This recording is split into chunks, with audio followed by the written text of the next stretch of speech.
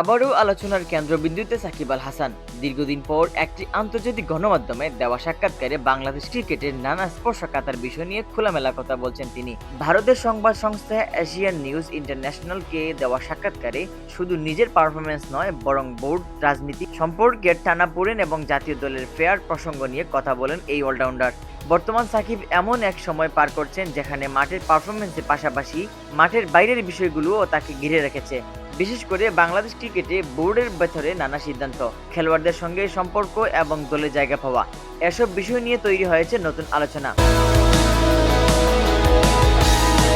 সাকিব ইঙ্গিত দিয়েছেন, ক্রিকেট শুধু মাঠের খেলা নয়, এর সঙ্গে জড়িয়ে থাকে অনেক প্রশাসনিক সিদ্ধান্ত এবং সম্পর্কের সমীকরণ। জাতীয় দলে ফেরার প্রসঙ্গে তিনি সরাসরি কিছু না বললেও তার কথায় পরিষ্কার, ফিরতে চান, তবে সেটি হতে হবে সঠিক পরিস্থিতিতে।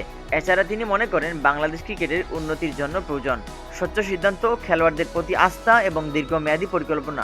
বিশ্লেষকদের মতে এই সাক্ষাৎকারটি শুধুমাত্র একটি ব্যক্তিগত মতামত নয়, বরং বাংলাদেশের ক্রিকেটের ভেতরে বাস্তব চিত্রের একটি প্রতিফলন। সব মিলিয়ে বলা যায়, সাকিবের খোলামেলা বক্তব্য, বোর্ড, রাজনীতি, ইঙ্গিত এবং জাতীয় দলে ফেরার অনিশ্চয়তা, এই তিনটি বিষয়ই নতুন করে আলোচনার ঝড় তুলেছে। আর তাই আবারও প্রমাণ হলো, সাকিব মাঠে থাকুন বা না থাকুন, বাংলাদেশ ক্রিকেটে তার প্রভাব এখনো বিশাল।